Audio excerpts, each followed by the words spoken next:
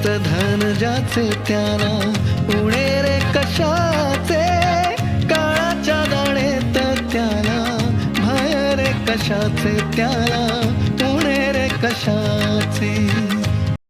प्रभू येशू ख्रिस्ताच्या सर्वश्रेष्ठ नामात आपणांचं अभिवादन.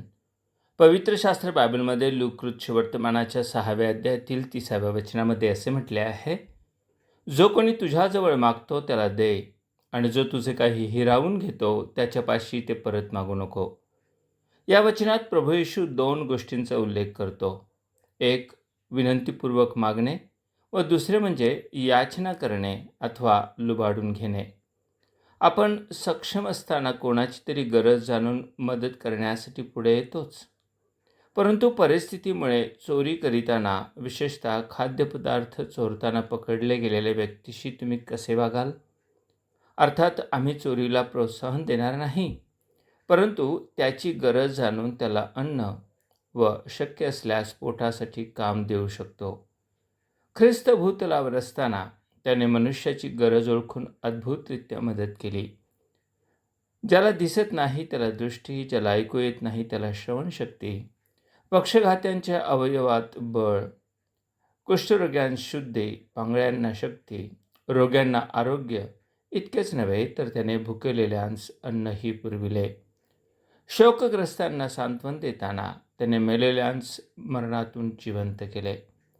हे सर्व चमत्कार करताना त्याने कोणाकडूनही परतफेड मागितली नाही. त्याने याही पलीकडे जाऊन मानवाची खरी गरज जाणून त्यांच्यासाठी स्वतःला दिले.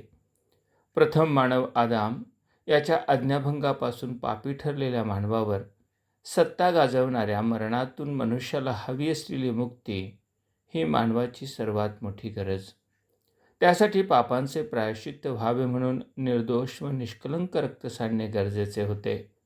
जेव्हा कोणीही मदत करण्यास उपलब्ध नव्हता, तेव्हा ख्रिस्ताने स्वतःचे शरीर अर्पण करण्यासाठी व स्वतःचे मौल्यवान रक्त पापक्षालनासाठी देऊन टाकिले.